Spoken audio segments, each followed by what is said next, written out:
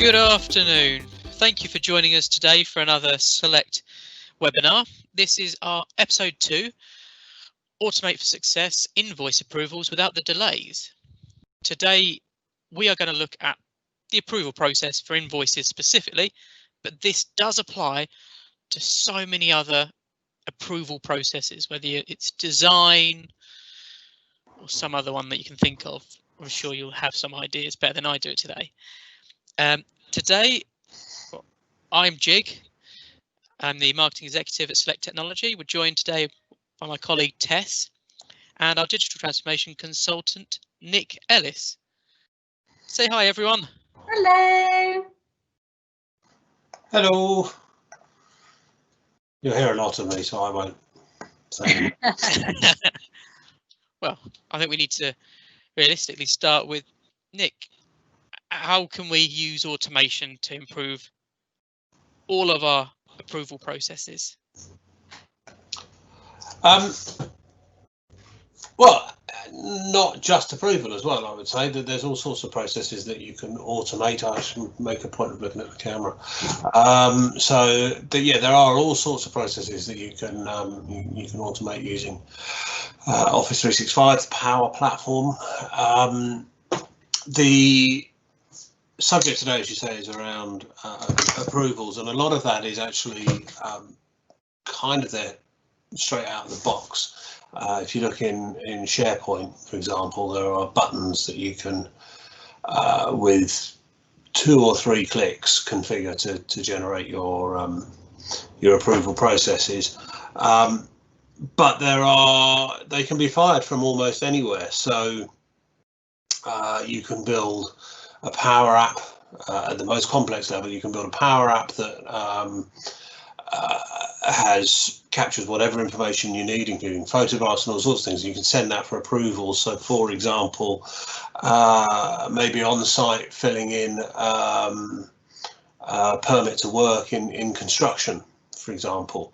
I used to many years ago work in a health and safety office in construction, and it was people would fill in a self-carbonating, self-replicating form, and then they'd bring it into the health and safety office, and somebody in there, one of the health and safety managers, would sign it, and they had their copy that they kept on them, and one was filed, and one was buried in peat for 20 years and all those things. So that's the Douglas Adams reference for those that the Vogons. Douglas Adams, he wrote Hitchhiker's Guide to the Galaxy. Right, there's a joke about the Vogons being so efficient they wouldn't rescue their own mother from certain death without a triplicated form buried in peat for 20 years. Anyway, so that was how it used to be in health and safety offices. So now you could very easily have a phone app that says, right, here's I'm requesting permission to work. Take a photograph of the site where you're going to work, press submit. Health and safety manager's phone goes ping, and they can go approval process approved, rejected. And the approval engine is not just another record set within Office. It is specifically designed and built as approval, and it has all the kind of audit and searchability and all those things that you would expect.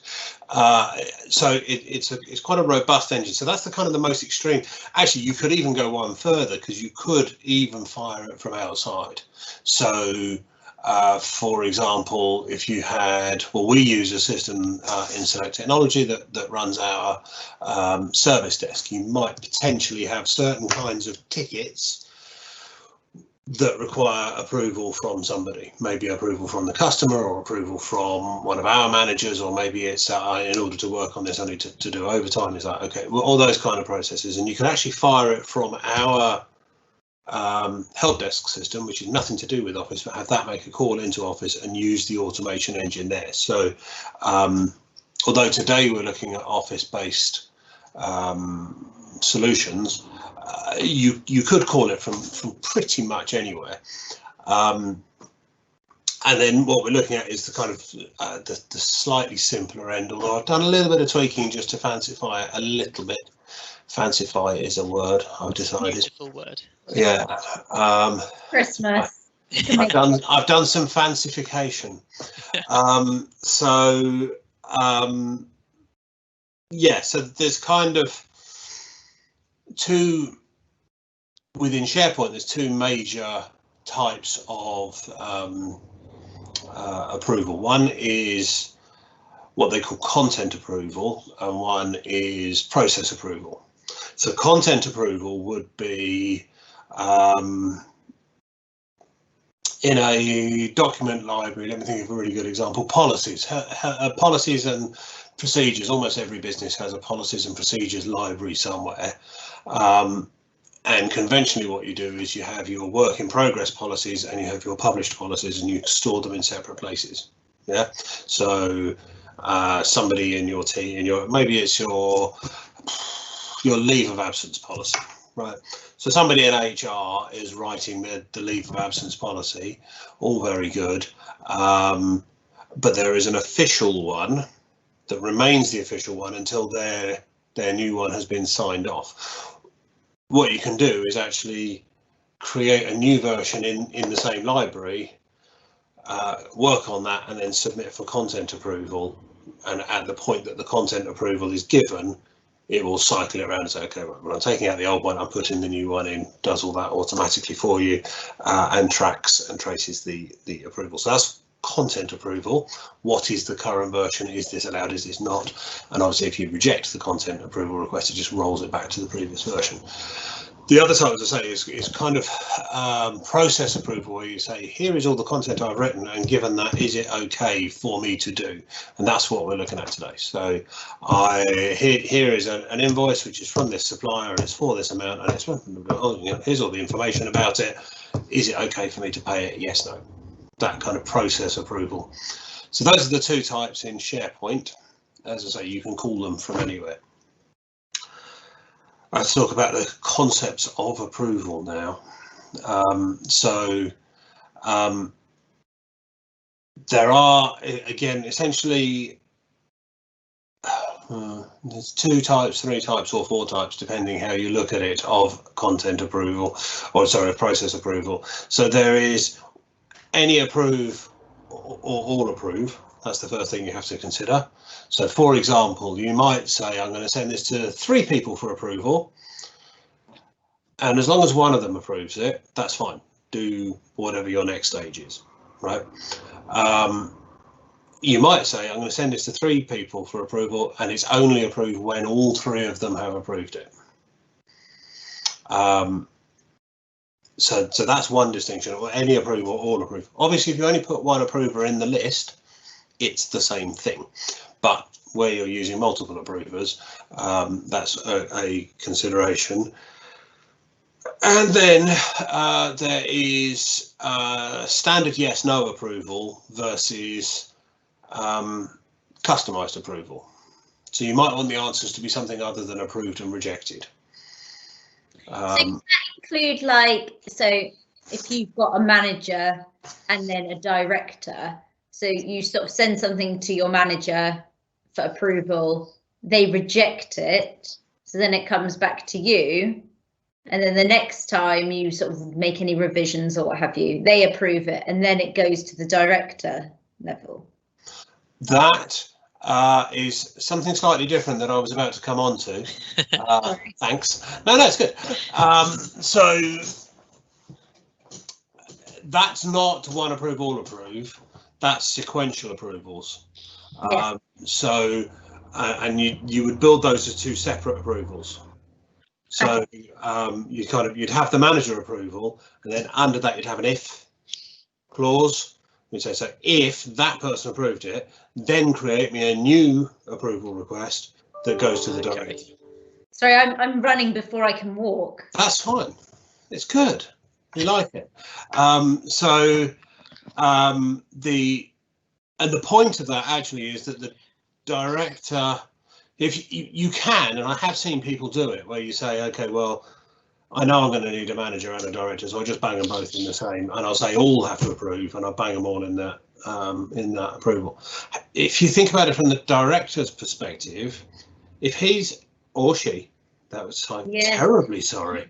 Oh, that's goodness me, I'll have myself flogged later for that. If he or she, or they,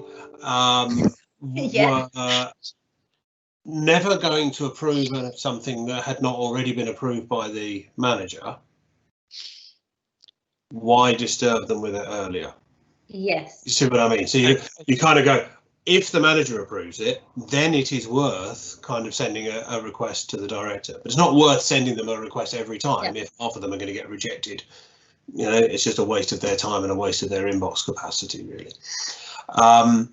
So yeah, that's sequential.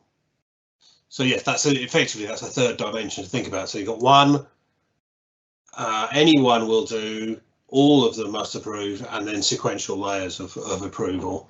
The other consideration is approval levels, approval conditions. So for example, in your example, maybe the manager, you only need the manager if the request is under £5,000, but you need the director if it's more than £5,000. Mm-hmm. So all this stuff that you need to think about. However, having said that, you can get into approvals quite quickly and quite simply if you don't worry too much about that stuff. That layers of complexity, it's all there, it's all possible, but actually in SharePoint, it's pretty easy to just, if you say, I just want, you know, I just need my manager to approve it. There's a template for that. I can set, and I'll show you in a second. I'll do it. I could set that up in a document library in about 30 seconds.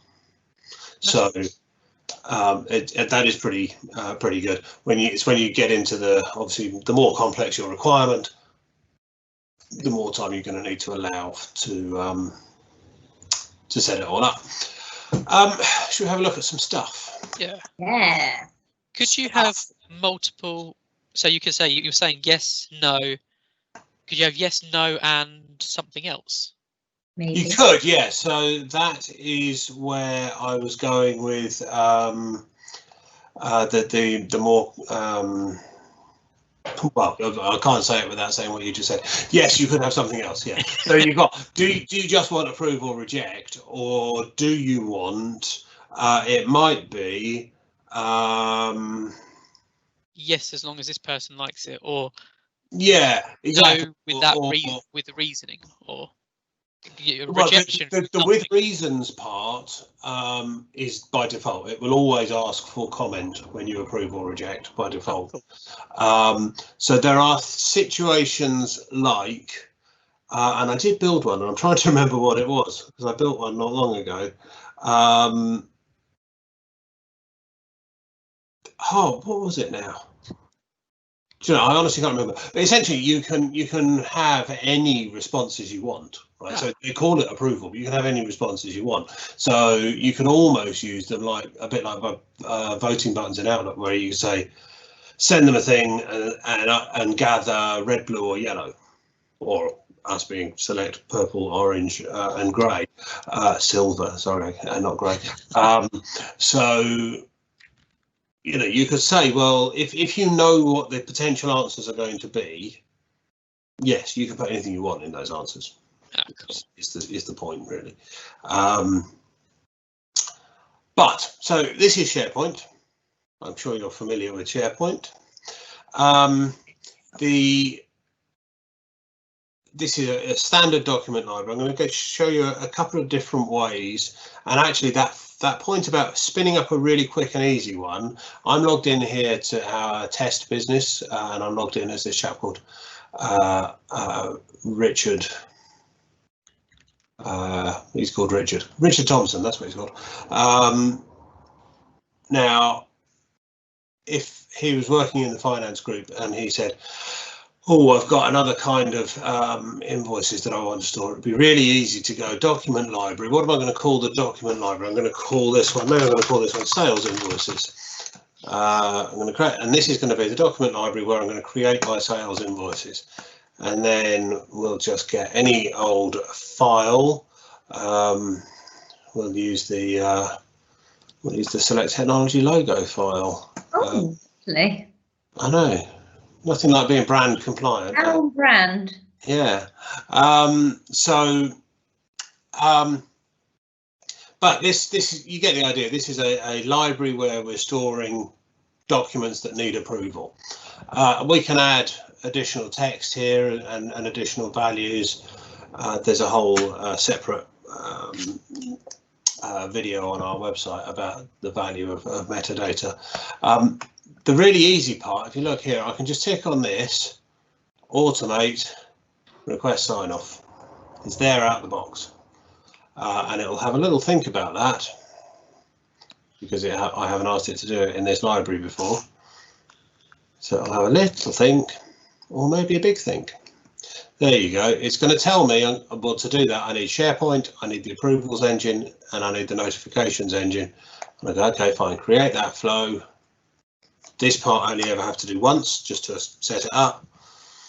And then you see there what it does. So it says, okay, who's going to approve this? Well, maybe Bailey Norton's going to approve it. I mean, this actually, with two marketing minds, geniuses on the call, you can imagine you might have a graphics library. You say, oh, yeah, what do we think of this?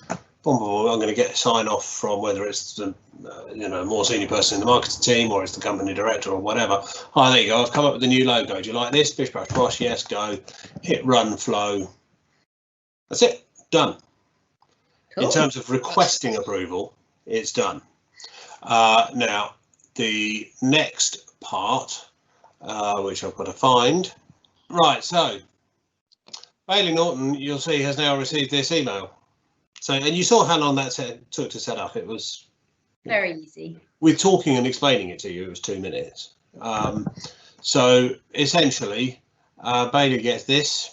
This is a fairly simplified one. This doesn't have the commentary box, but basically it's, please approve this. There's a link to the file, so I can click on there and I can, might have to set up a bit of permissions. And then I can either approve or reject. If I press reject, working. Bailey has never logged into Power Automate, you see, so it's just having a little think about that. There we go. Goes off to his approvals, rejects, you see he gets a comment there. So you can add a comment there. You can add comments, yeah, because it doesn't make sense that you would not approve something but not explain not why. No, indeed. So I can do that, or I can approve or reject. So as you see, reject goes to there, and with a reject status. But I can actually change my mind there and go, oh, actually. But you'll see there, this is the bit that I was most interested in. Ooh, you'll see there that actually I can reassign that. So you have to be slightly careful because you can't, unfortunately, you can't limit that. So one of the peculiar things is, as you'll see, I can reassign Richard Thompson's request for approval to Richard Thompson. And then Richard Thompson can decide whether the thing he did was good enough. So you have to be slightly careful about how you use that. And I will show you in a little bit that you can actually switch off the option to reassign. If you want to say no, so if it was an approval that had to be at director level, you say no. If they don't do it, nobody does it. Or you can allow it if you want. Now, that's enough of Bailey for now. If we go back to this purchases library, you'll see in here, I've set up a set of folders that are by name. They could be anything, they could be departments, you call these whatever you like, right? And each of these folders has different files. Now here, what I'll do is, again, maybe I'll tick this one. But here I'm going to use this request manager approval for a selected file. Before I do that, this is where we get into the funky stuff. I'm going to show you what that is. So request manager approval for a selected file, which you can see is the one that I'm about to click here. And what that does, excuse me, I'm going to sneeze. What that does is, thank you. It goes up and it looks at where the file is. So this here, it's a bit complicated. It does this stuff, right? Don't worry too much about that. We can help people build this. But what it's doing is it's actually saying what folder is it in. So it's looking for, you can just about see there the path. It's looking for the path that the file is in. And then based on the path that it finds, it's then going and looking up. So I've got here, approval lookup. I've got a list that says, so Bailey means Bailey Norton and Katie means Katie Harrington and so on. So what this does is it says what folder is the document in, then it goes and looks up, well, if it's in that folder, then this is the approver for it, rather than asking the person who's asking the approval. Does that make sense? Yes. Does it? Do you want me to say it again? Yeah, so, maybe just repeat that bit. So what happens here, you've got documents that are in different folders. These folders have obviously got different names, yeah. And there is a lookup list here. So it says that folder, the approver is this person. That folder, the approver is this person. Yeah. And then what happens in here, when the request comes in, it finds out what folder it's in, goes and looks up the path, and then from the path, it goes and says, okay, well, in that approver lookup, get me the approver for that folder. Okay. Right, so where you've got a situation where different people might approve different things. Right, okay. You don't have to do loads of different processes. Exactly. You don't have to set up a whole different one for each folder. That's right. Yeah. So you might have a marketing, a finance, an HR, you know, and then just say, okay, well, if it's marketing, then Tess approves it. If it's HR, then Sally approves it, and so on, that kind of thing. I've just used people's names to make it clearer what's going on in this scenario. So if I now, this folder, this document, whoops, that's because I'm in the wrong page. If I go to here and tick anything here and just say, fine, automate, request manager approval. And this is going to ask here, have you got a message for the manager? No. There we go. It doesn't, you notice it's not telling me who the manager is. That's not my concern. This is the person requesting. In a small business, realistically, you probably will know. But ultimately, it's not my concern as the requester who it's going to. It's just, okay, this is... More just to kind of give an overview of what, you know, this is being used for X, just to give them some context. Yeah. So you can put in whatever, you know, this is free text box, hit run. And now, as I say, Power Automate is going to gather that information all together. It's going to come down here. It's going to look up. I'm saying this with fingers very firmly crossed. It's going to look up who the owner of that folder is, and then it's going to do the start an approval. Now let's have a look at the options on starting an approval. So this first box is what I was just talking about. Everyone must approve or first to respond.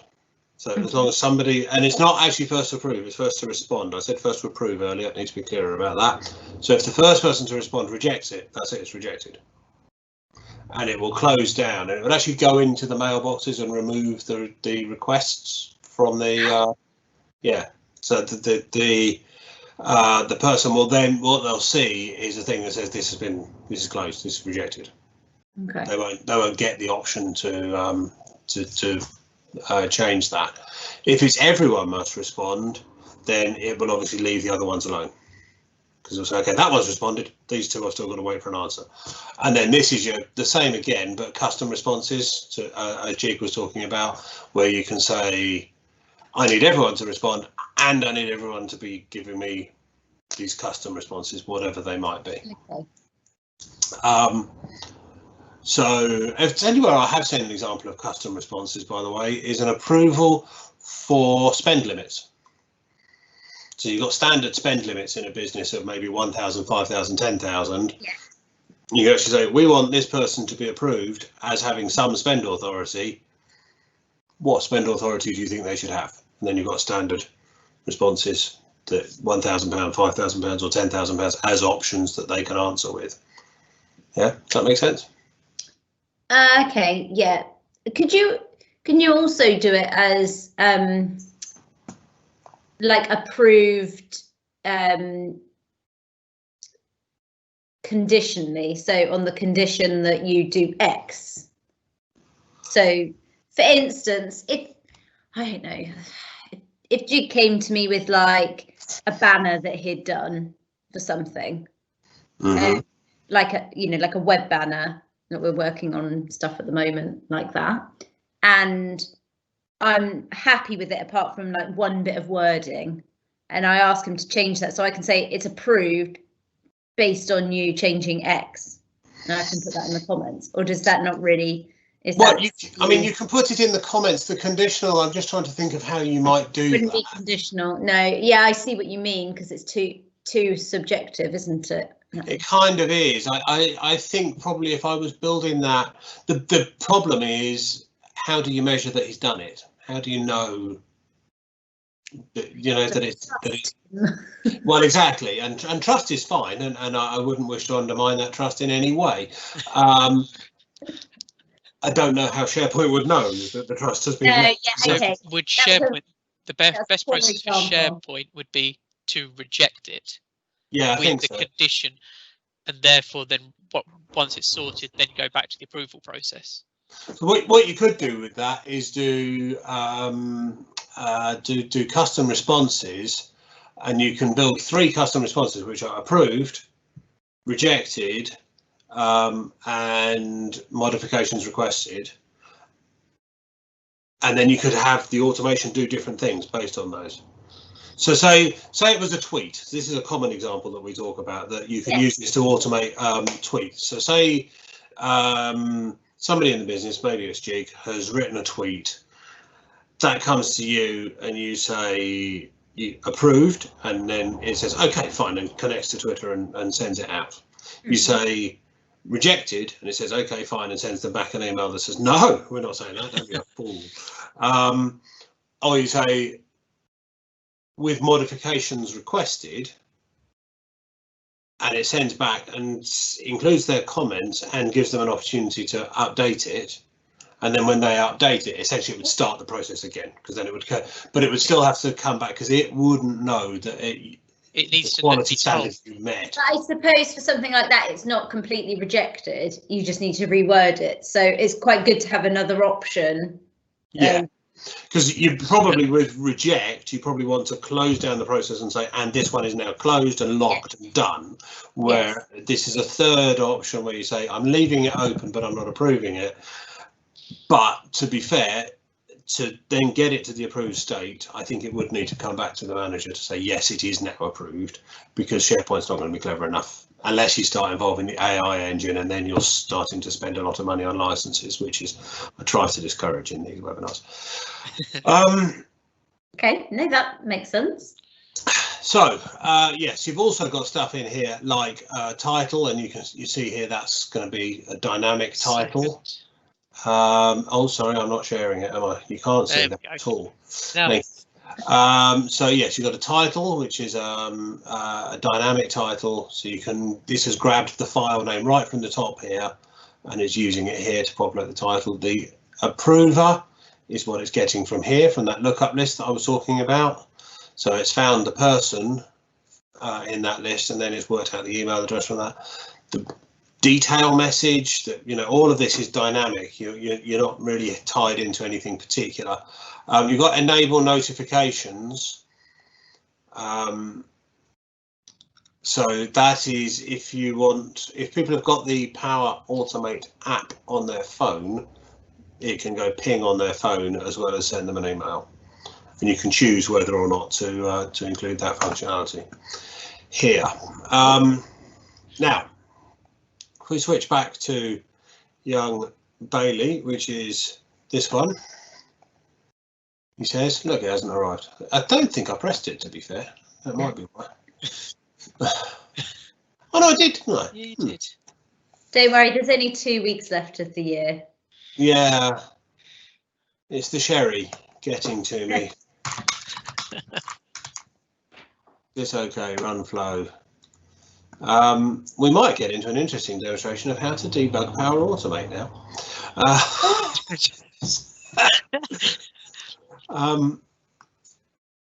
Oh, there you go. Yeah, I must have just not pressed it. So there you go. So that shows you what he then gets. And Bailey is a he, I know. So you can see here what is received is when it was created. This is when the approval, because it's 13:41 now, our time. It's when the approval was created, not when the file was created. You could have a lot of information if you wanted to put in information about this is the file, this is when it was created, this is the subject, blah, blah, blah, blah, blah. You could put all of that information in there if you wanted. I would suggest be careful because people won't read it, frankly, and it just becomes a bit tiresome.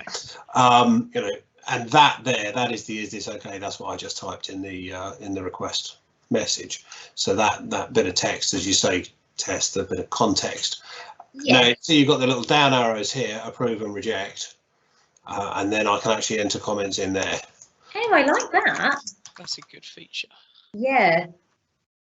Actually, do without having to leave Outlook. Yeah, that's brilliant. I'd love to say thanks very much. I spent ages on that, but that's default functionality. You can have away with it.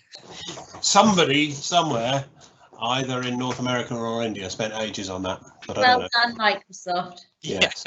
And then I hit submit, and you'll see that what will actually happen is inside the content of the email. See that email now, when I come back to it, actually says in the email you've approved this. Oh, wow. Yeah.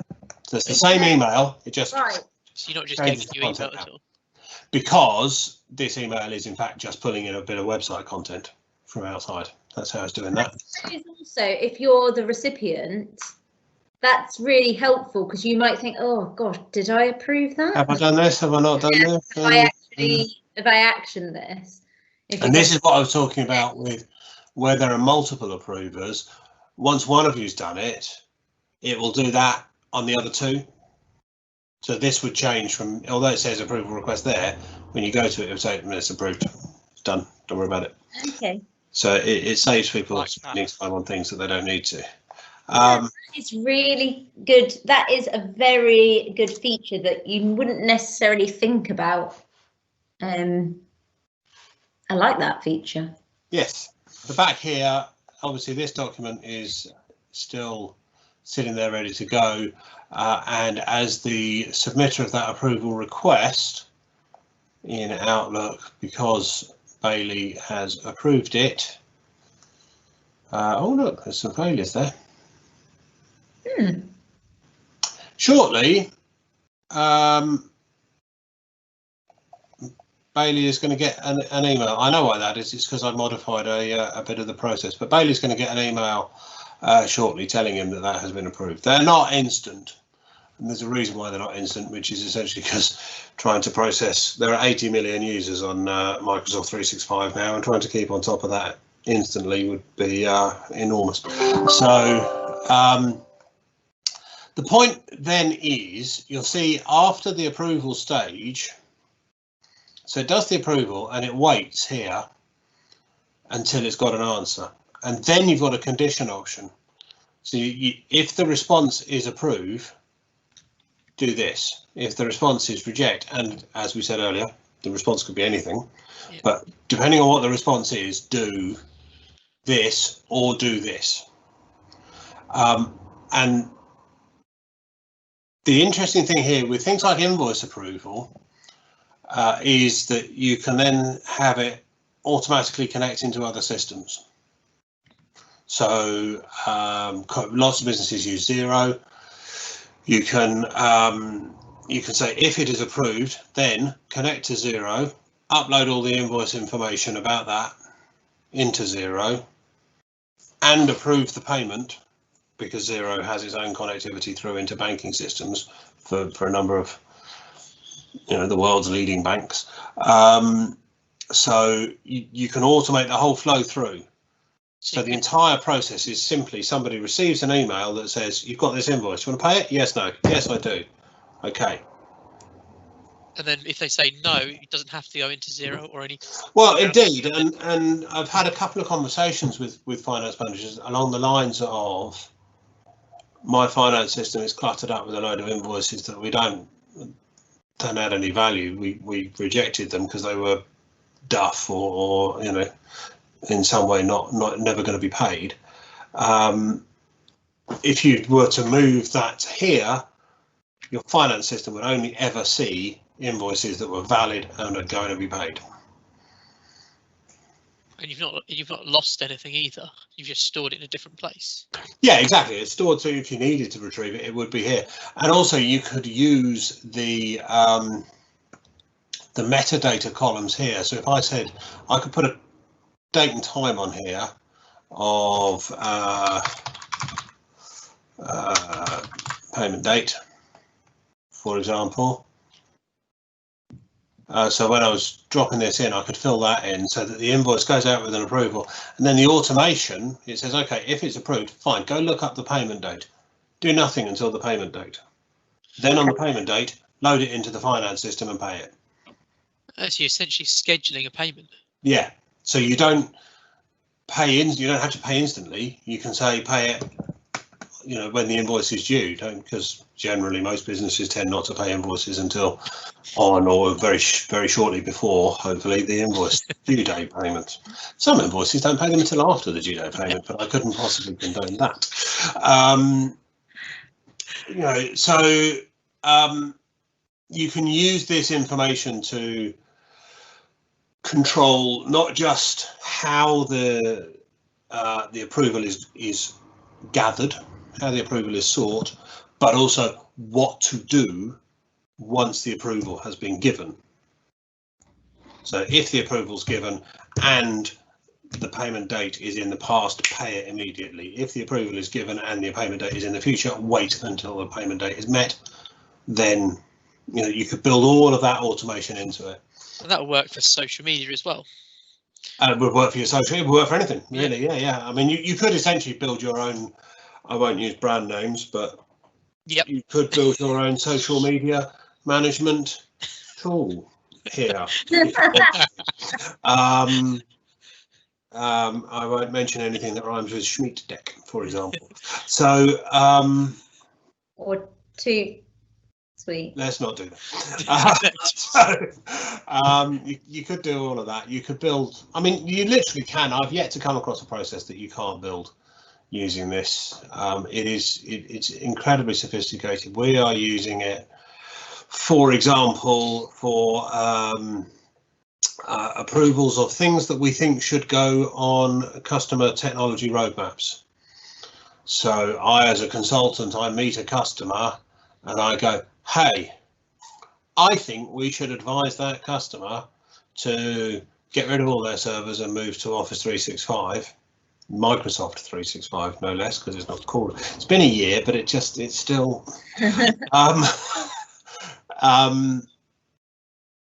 And then there's a process in there that when I submit that, if I'm basically there's three types of advice that we give, which is IT best practice, digital transformation, and renewals and procurement.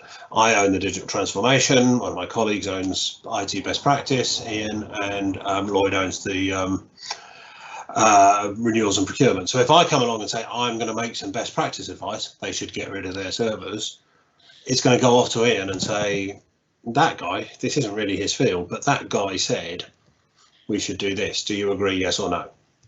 Equally, if Ian comes along and says, I think they should completely redesign all their business processes, it's going to say, I think I'm just going to check that with Nick first before I publish it into their roadmap. So you can kind of, and then again, as you were saying, I could go back and say, yes, but, or I could say, yes, definitely, let's put that straight in as is, or no, that's a stupid idea, don't do that.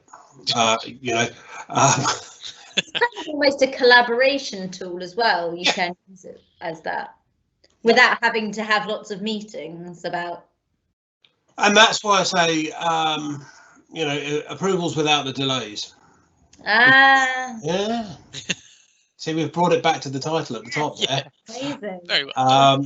Circle. So, yes, and also without having to print. I'm aware of at least one company in Kent that has coped in lockdown by the finance person receiving the invoices on email, printing them off and posting them to the director for signature, who posts them back. No comment. No comment, but that's not very 2020. And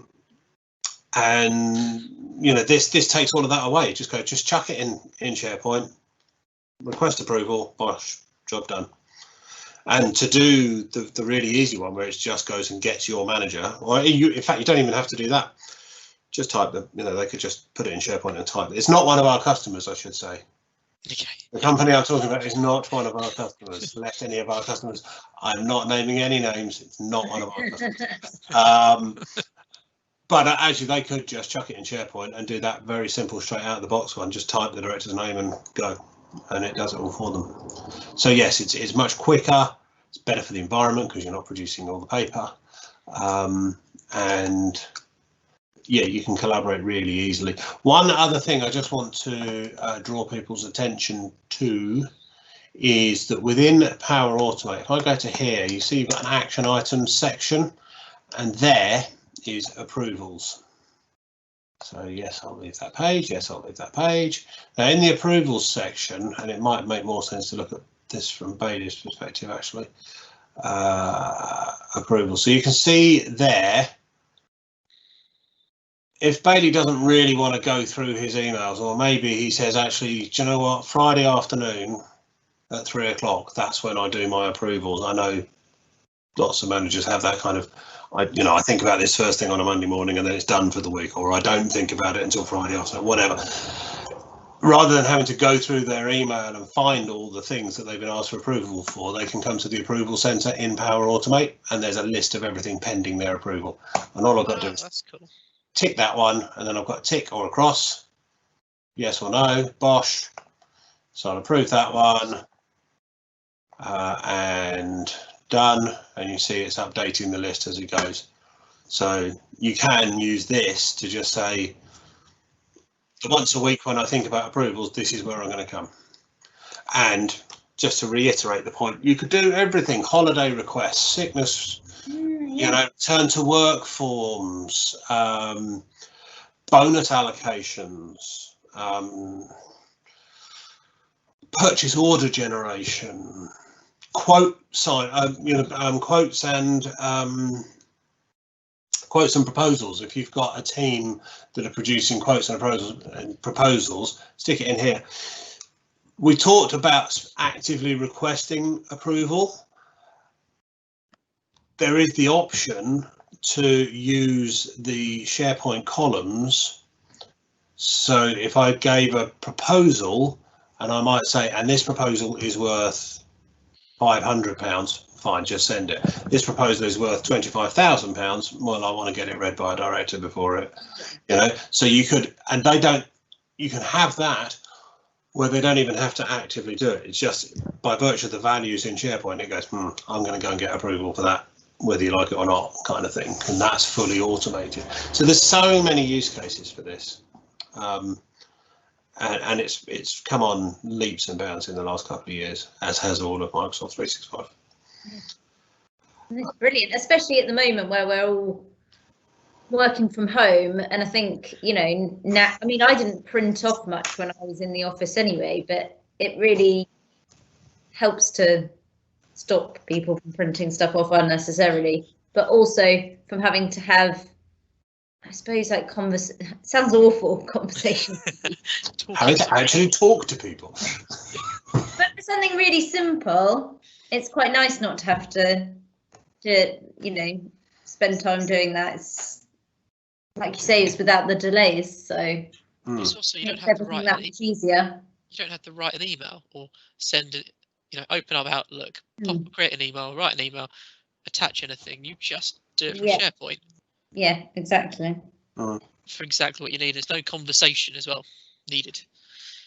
I'd probably also say that, you know, a lot of people, you know, there's emails filling up their inbox.